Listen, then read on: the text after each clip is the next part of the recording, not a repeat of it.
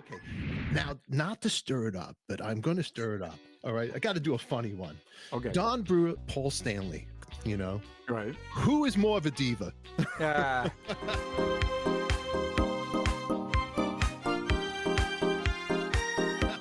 No, Paul is more of a diva. Absolutely. Okay. Don doesn't play really the rock star. He's just so business-like about what he wants to do and how he wants to run the band. So he's just more like the manager, the business guy. He gives great interviews. He's very charming. He knows how to talk to the press, do TV, all of that. It's incredible. But Paul really look. There has to be one. And it's not that Paul's a diva. It's just he's the leader of Kiss. Everyone thinks Gene is, and I know that too. Yeah. Really, the buck's going to stop with Paul, and maybe that's a good thing because when you only have two principal people, well, you got to who breaks the tie. Do you give that to the manager? No, it's their career, because the manager could be stealing money or just I know I used to get in the middle of Gene and Paul sometimes, that they would ask, okay, and this was one of my worst fears with making, like, do you like that song, Bruce? Now, one of them is going to be angry at me. So no matter what you do, if you side with Gene and say, I think it belongs on the record, now Paul's upset. If I side with Paul, now Gene's looking at me. So whatever I said, I had to say, oh, that's Switzerland. Let me tell you, you want to talk about Switzerland. So I'd always try to say something that, somehow reflects on how I feel about the song, but I'm not telling them what to do. No freaking way. No way. No way. Because I don't need one of them to remember that I didn't side with them when they were making a stink of something. No. So, with Don, there's nobody else that needed to make anything, and Mel trusted always Don making the decisions for the band. So, look, the buck always has to stop with, it's best when it's really one person. Yeah. And even if they're maybe, they don't see it the way you do, but you have to accept that. And ultimately, if everyone, gets paid and lives, you know what I mean, and doesn't get hurt, then that's okay. Even if it isn't exactly done the way you want it done. But I give it to Don that he's just total pro with all that. So Don, okay, but Paul's a little more. He'll be more glamorous about things, Paul. Yet he wants to be in charge, and then there's times when he'll hand things to Doc. Probably, hey, you deal with this and everything. Paul's, a very complex guy, but he's really, really very sensitive to certain things, and at the same time can know how to just slam somebody. To say on Howard Stern that jamming with Ace and Peter, the band is piss. That takes a little bit of balls, but he's obviously sending to me. I know he knows that Ace, especially at one time, was brilliant, okay, and that Peter was super important in this band and came up with a hit like Beth.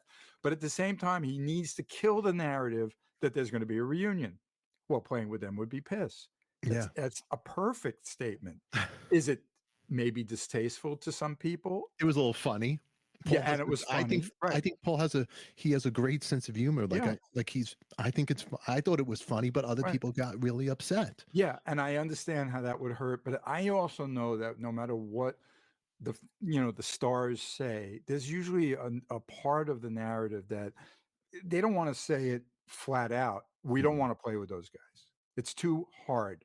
They're going to make it hard. It's not what we want. But so you say it in different ways, and you say it in different ways. And then there might be a clickbait comment, and then that sets off Ace, rightfully so. Why should Ace feel that? I get that, but then again, they were putting it out that, and it's no different than Doc McGee when the interviews started regarding the final 50 shows. Was very clear when asked point blank by a podcast.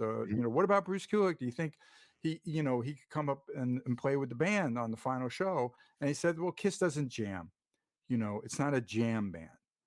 And that's outrageous because I wouldn't jam with them. Of course, I'd know the song and we'd know what we're doing. And I've done it on the cruise 3 times. That's not what he means. He means they don't want anybody else up on stage with them. They just wanted that lineup right there. That was it. That's it. I have to know that, because how could he say something that is factually incorrect?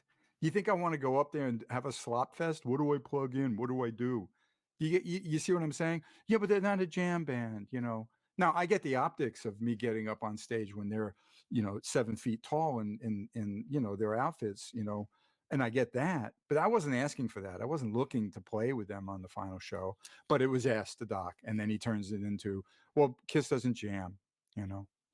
Do you think Well, maybe a part of it had to do with, well, if we bring Bruce and then Ace and Peter and maybe people, whatever's going on behind the scenes, or this one doesn't get along with that one, it's just not going to work out. obviously, look, when you have that many members and they're there and they're part of history, and then each one is a different era and role. It's pretty easy on Unplugged. And let's go back to the Hall of Fame, 2014. Okay, Yeah. and let's be clear that the narrative from the Hall of Fame, right or wrong, and they did it to other bands, and of course they broke that rule with other bands too, where they allowed everybody, but they clearly were not going to do. They didn't even want Kiss in the Hall of Fame, you know that.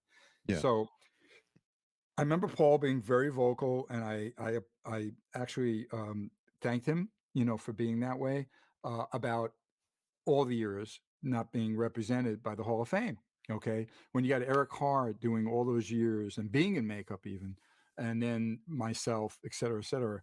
But at the Hall of Fame, it was only those guys. They refused to play, which was an opportunity, of course, that people hoped for. But I knew why it couldn't happen. And then even better, which connects to the final show, which is part of why I was a little surprised that nothing about my history was really fairly Mhm. represented with a shout out or a video montage. I was never expecting to play and be invited on stage. I really wasn't. Not after what Doc said. Okay. Yeah. But I was flown out by the band first class to be with their entourage, to be at the Hall of Fame as they were celebrating the band and their history. And Tom Morello gets up there, gives a shout out to every member. Gene mentioned my name. You see what I'm saying? So at that event, yeah, they didn't play and they all posed and took their picture, but there I was with Tommy and Eric at the table and part of that event. And it meant the world to me. And I was so grateful to the guys. And of course I knew I wasn't going there to get inducted, but I Yeah. was part of history that night. It felt really great. And I think Paul taught that narrative of the whole missed an opportunity here. They didn't get it.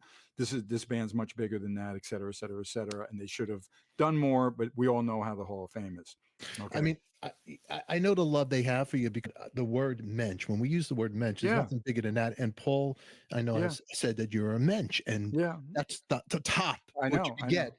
And that's coming from And for the the people that don't know the word, it's Yiddish slang, which yeah, is part of like Eastern European people, yeah, and it's just saying you're a stand-up, respectable man. And Paul totally. always felt that. He's put in his book. And there were a lot of people in Indianapolis. I remember when the book first came out. How many people here know the word mensch? And, nobody raised their. Nobody Okay, knows it. what it means is, you know what I mean. But it is an honor that It's an he honor. would say that about me. And Gene is always really positive. Yeah, So I wasn't invited. I wasn't going to crash that party. I wasn't going to go to the garden. I wasn't like crushed in any way because I knew already from what Doc said, this ain't going to happen. People invited me to, and they wanted to pay me to be at some events that were going on around the garden final show. I don't want to be there like that. It's nice to get paid for an autograph signing and to be part of, and then everybody was like, "You're going to the garden?" Well, I wasn't invited. You know what I mean? I'm yeah, not going to crash a party. I wasn't invited. Would Eric have given me tickets if I asked him? Of course. But that the a lot different than you asking him for tickets, okay? And yeah. say, can you get me in? And the fans. I had personal friends who know those guys well and who were backstage asking me, "Hey, you're in New York? Did you come?" And I said, "No, just have a great show. I'm not there. I'm not there." I didn't gripe about it. I know there were some fans the week before asked, "Are you going to be there?" And I said I wasn't invited. And then they were, some people were posting that it was ridiculous. Well, I it gets a still, little hurtful. The fans, yeah, it's also they're throwing salt, on the wound. yeah. It's like, I know they expected more of history that night. That mm, did not happen. And sadly, I really feel that it was a missed opportunity by the band. But that was their choice. They're this machine that was out there doing the end of the road tour. The last night was a big, big setup for their future. But the missed opportunity was not honoring and respecting history. And all I would have hoped for and I'm hearing this from fans, okay? This isn't, oh, Bruce was in the band for 12 years. Yeah. This is from fans, okay? Why they couldn't say or show a video montage featuring all those great eras of the band. How do you do an event like that and not mention Eric Carr or represent him? How do you not mention Ace and Peter? That's even bigger. Now, we know there was all this drama, very public, with, Eddie Trunk and Ace talking about, I have no facts about who of them, if they were ever contacted or they had a discussion. I have no clue. Okay. They claim they didn't, they did. It doesn't matter to me. All I can tell you is I was never contacted. Yeah. That's a fact. And that there's nothing to lie about. But regardless, you can't go out there and say, well, I would do it, but I got to get $250,000, like Ace said. And I'm just like, oh, that's not good optics for anybody. I know what he feels like. He feels like he should be compensated because he created the Spaceman with them. I could never put myself totally in Peter Criss's and Ace Frehley's shoes. I could never, because they started this incredible band. Now, of course, they couldn't do it without the four of them. We all know that. And we all know that Paul and Gene took it over, nurtured it, took care of it. When Gene was running off doing movies and everything else, Paul was steering the ship, and rightfully so. And that was the start of my era, kind of, because Gene got, more into other things. And then, I have nothing to be ashamed of in my 12 years. I'm very proud of it. It goes in full circle, comes back, but it's different eras. And your world with Kiss was a different Kiss. It was a different sound. Yes. And it was a sound for that time. It captured No, the sound. absolutely. And there were many fans that started there, if you get what I mean. Yeah. Because of the age groups, okay? But is there any, because there's rumors from these different community boards that maybe you could be playing with Gene. Maybe that's why. Have you heard that? Look, of course I did. And it was really upsetting because not only was because of my private birthday party, it got out when I, told all the friends that were there how much they meant to me and how I'm 70 now and I want to spend more time with them. Yeah. I'm going to have a little more time in 2024 to see you. And I remember Lisa saying like, oh, just say it already. So I said, well, I'm getting off the train. I never said I was leaving Grand Funk. I just said I'm getting off the train. And then someone we mutually know posted it, which was funny. And then everybody making assumptions. And again, I promised Don Brewer and the band I wouldn't go public with it, but here's a private party going on YouTube.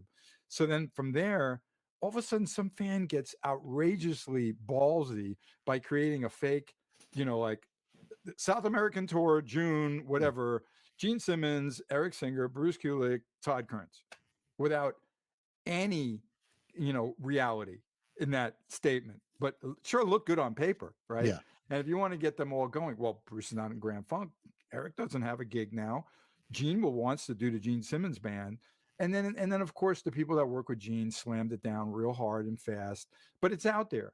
And even in any of this press that I'm doing, like now, what if I post a revenge picture? That means revenge era is coming back.